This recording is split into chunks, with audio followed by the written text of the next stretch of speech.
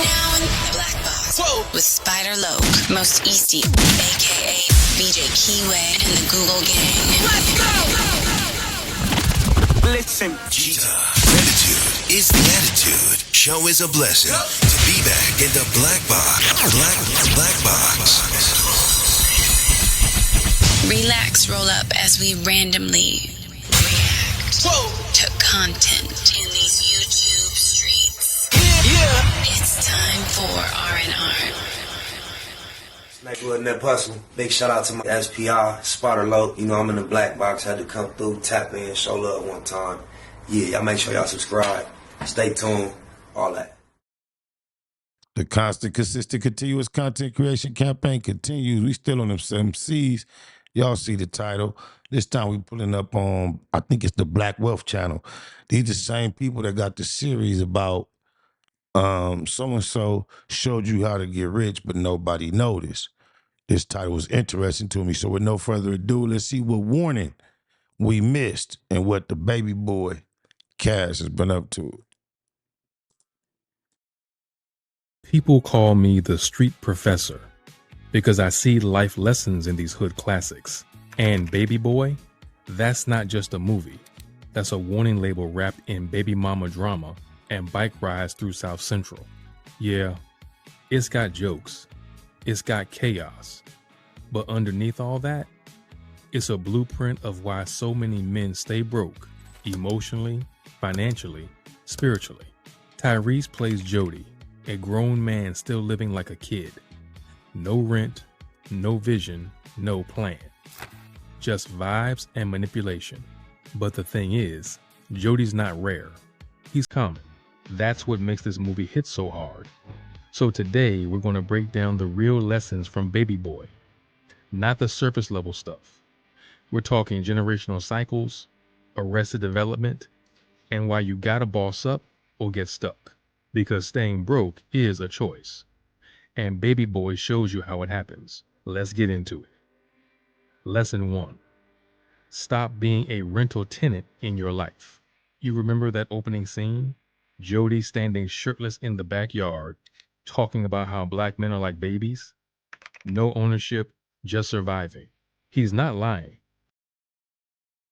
My bad, totally out the subject. It's crazy how she was getting tossed up in this movie and kind of like on some liberated, older, I'm trying to sow my old shit. And then recently she been on camera talking about she got a train ran on her for her 50th birthday. Whoa. But the wild part is, he says it like it's normal, like it's okay. Let's break that down. Jody's whole life is borrowed.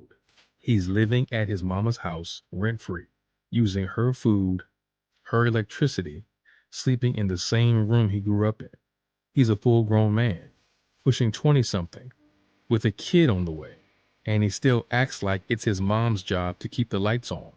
And it doesn't stop there. He's riding around in Yvette's car, eating off Yvette's work check, living off her love, until he flips out and accuses her of not being loyal. Bro, you don't even have your own place. This is what I call being a rental tenant in your own life. You're just passing through, never owning anything. No house, no business, not even your decisions. You're just borrowing space in other people's lives and calling it survival. And that's the trap. Because when you don't own your space, physically or mentally, you give other people control. Your mama can kick you out. Your girl can take the keys. Life can snatch your comfort at any moment. And let's be real. Jody wasn't broke because he didn't have money. He was broke because he didn't have structure. He was living moment to moment, thinking being the man of the house meant yelling or flexing, when really it means having a plan. Look around today. How many people are still stuck in this Jody mindset? They're renting rooms, leasing cars they can't afford, living paycheck to paycheck, and not once thinking about building something for themselves. Ownership isn't just about real estate. It's about taking full responsibility, making sure your money's building you up, not just keeping you alive for another month. Jody had 2 kids and no crib. That's not just broke, that's dangerous. Now here's the flip. When Melvin moves in, Jody feels threatened. Why?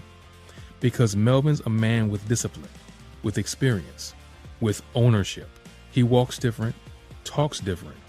Jody senses it and hates it. But the truth is, Melvin represents what Jody could be if he stopped playing house and started building one.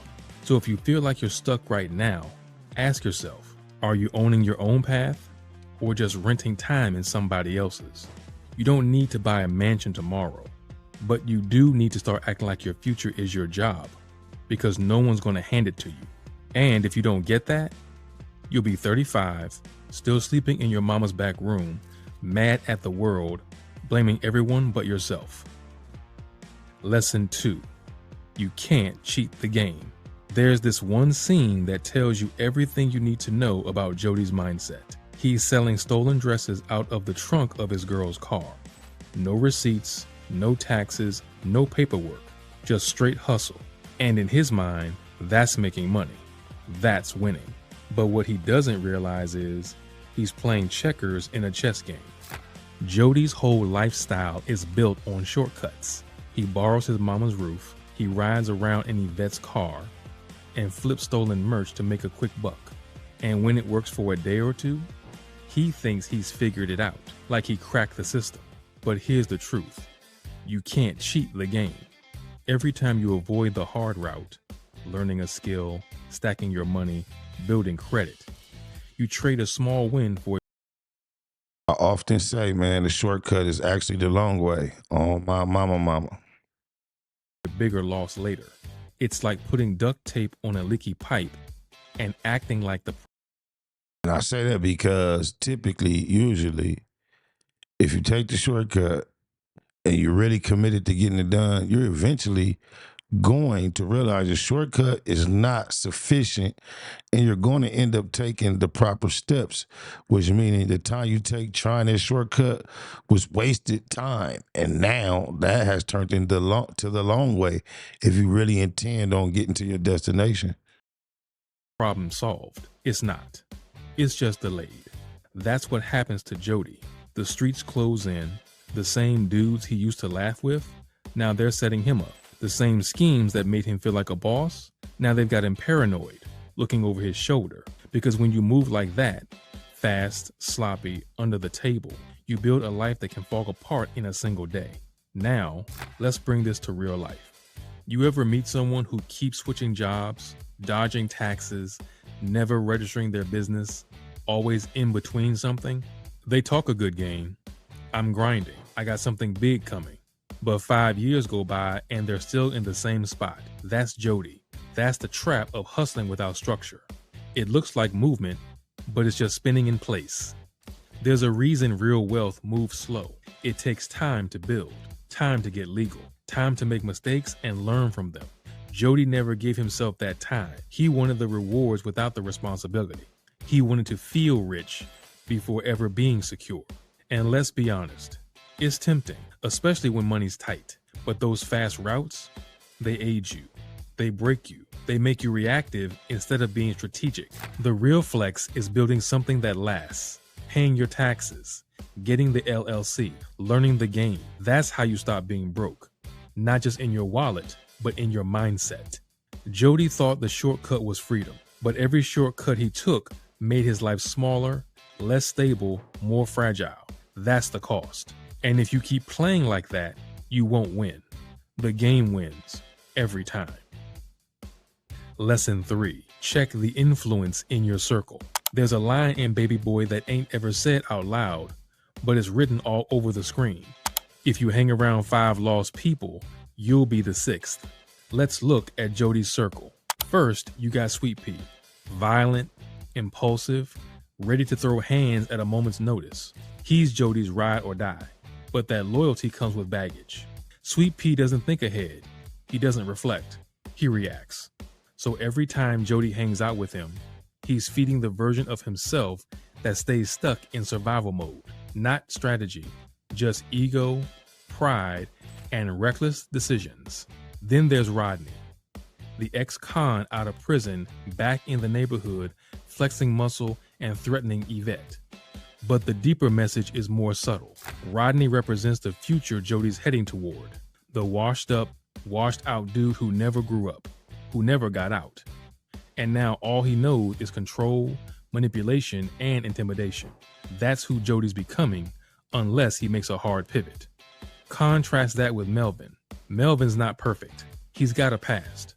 But now, he's disciplined, got a job, works out, pays bills, shows love to Jody's mom. He doesn't posture like a gangster because he's not performing anymore. He's living. And even though... Can't believe as we grew up and aged with these movies, I was Jody and now I'm Melvin. That's crazy. Jody can't stand him at first. Melvin is the one who quietly shows what manhood really looks like. Not Jody as in living like he was living per se, but just the age. Not just strength, but restraint. Not just power, but presence. See, your circle isn't just your company. Although I did have some Jody in me. I was doing some of what he was doing, but not all. It's your compass. If everyone around you stuck, you start thinking stuck is normal. If they clown your ambition, mock your growth, or drag you into messes, they're not just slowing you down. They're reprogramming your mindset, little by little. In real life, this is why so many people stay broke, not just financially, but emotionally and spiritually. You're in group chats with folks who only gossip. You spend your weekends with people who don't dream. You share ideas with people who can't see past tomorrow. It's death by 1,000 small influences. But the flip side is just as true. One mentor, one solid friend, one Melvin in your life, someone who challenges you instead of enabling you, can shift everything. It's not about cutting people off just to feel superior. It's about protecting your direction. You can't grow if you're surrounded by anchors.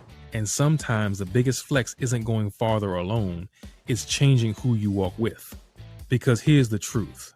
Jody didn't need better advice. He needed better examples. And when your circle levels up, so do you. Lesson 4.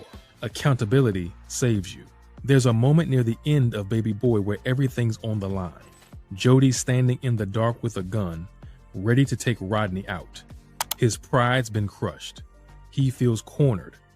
And in his mind, this is the only way to be a man. But right before he makes that irreversible decision, Melvin steps in. Not yelling, no long speeches, just presence, just stillness. Melvin grabs the gun, looks Jody dead in the eye, and reminds him who he could be. That moment, that's accountability in action. See, Jody wasn't dumb. He wasn't evil. He was alone in his decisions for too long, surrounded by yes men, unchecked egos, and people who mistook chaos for masculinity. Nobody ever told him, nah, bruh, this ain't it. Dude speaks of chaos quite often. Oh, my mama. I guess he sees chaos as a key element in our society. I know one time he said when he was speaking about content creators and the university, the Streamers University, that the chaos needs to be caged, or what word did he use? I can't forget, but it was synonymous with it needs to be caged and find a way to, I don't know, but basically harnessed. Yeah, chaos. But ever since then, I've heard him speak down on chaos as if you need to eliminate it. So after I was thinking after the stream, I was thinking, well, maybe he was just suggesting that chaos is a quality for streamers that is a necessary element, but it just needs to be channeled correctly. But chaos is not something desirable in life in general. Because I had suggested he may have been contradicted in himself, but maybe the way he said need to channel that chaos, maybe that was specific to content creators in that streaming world. Not until Melvin stepped in and became the mirror Jody didn't know he needed. In life, most of us don't fail because we're lazy. We fail because we never had someone challenge us to be more. It's easy to coast, easy to rationalize bad habits, easy to say, I'll get it together next year. But when there's someone in your corner, whether that's a mentor, a coach, a big brother, or even a therapist, Suddenly, you've got a reason to tighten up. Not out of fear, out of respect. Think about it in business. The entrepreneurs who scale fast, they've got advisors holding them to a standard. Think about it in fitness. You lift harder when someone's spotting you. Think about it in life. The times you grew the most weren't when things were easy. They were when someone called you out with love and refused to let you shrink. But here's the key. Accountability only works when you accept it. Melvin didn't baby Jody. He wasn't soft.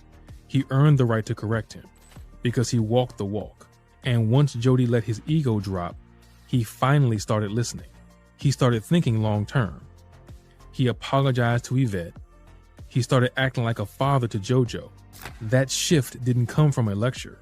It came from finally having someone say, "You're better than this, and I'm not gonna let you fall." So here's the real world truth. You can grind all day, watch all the motivational videos, read all the books.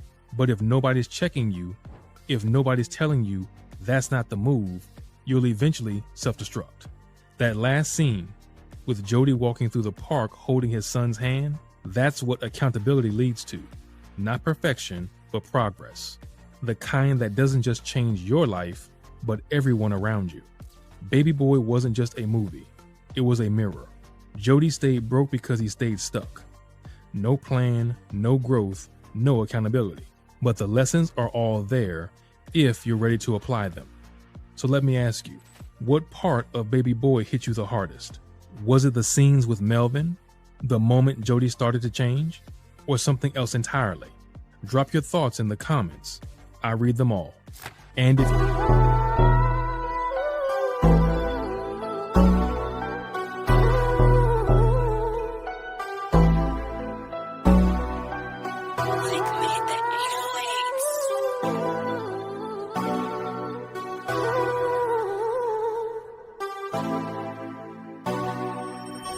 Hop on the interstate and chase me a bag. Pop bottles every time that I pass. It's that mafia swag, fly crippin'. You see me drippin' all this Max sauce. Baymax, be about your money at all costs. Hop on the interstate and chase me a bag. Pop bottles every time that I pass. It's that mafia swag, fly crippin'. You see me drippin' all this Max sauce. Baymax, be about your money at all costs. I'm from the land of the crack pavement. When niggas holler stay dangerous and squabble up just like Javante Davis. Niggas haters, they on lame shit. We be on that game shit. He thought he got away. I chase him down LeBron James shit. Blood stain from the stainless, he need a paramedic.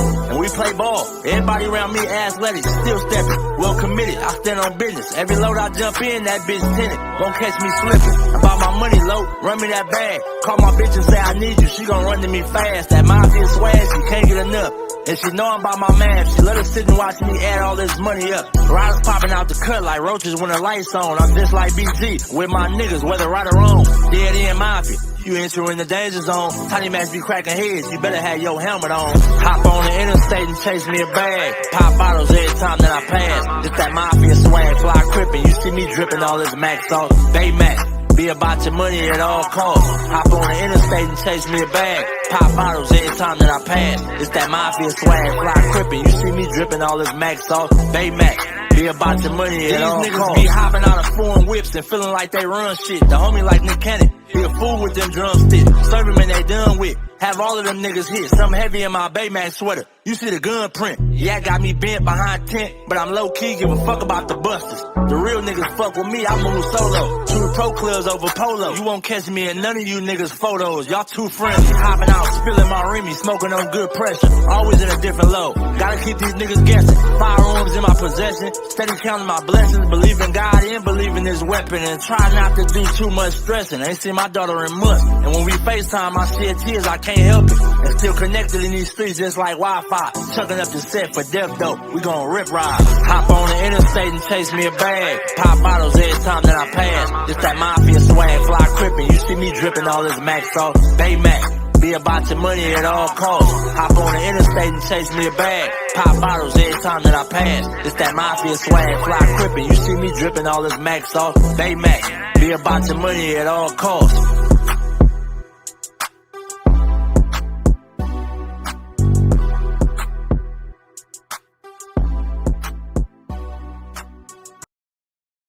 Hey, good Nip Hustle. Big shout out to my nigga SPI, Spotter Low. You know I'm in the black box, had to come through, tap in, show love one time. Yeah, y'all make sure y'all subscribe. Stay tuned, all that. It's the homie Cook-Up Boss, goddammit, Cub Low. And y'all tuning in to the Wake and Bake Show with goddammit the homeboy Spider Low. Here with SPI, the realest nigga in LA. Spider this bitch! My name is Spider Low. Spider Low, nigga. Spider Low. It's Spider Low. Spider Low. Spider Low. Spider Low. So Spider looks at me because we go back to the juvenile side of the county. What the fuck? My nigga. Spider Low. Spider Low. Shout out to SPI, that motherfucking nigga. Spider Low, Wake and Bake. Better keep it Google, nigga. Loke is in LA somewhere doing what he's doing. In the words of Spider Loke on my mama's mama. Spider Loke's gear. This is Bay Mac. Nate Blood, C-Mac. Shout out my Loke, Spider Loke, cuz. Nate Blood, on hood. It's a beautiful world. You fight me? Fight, Craig.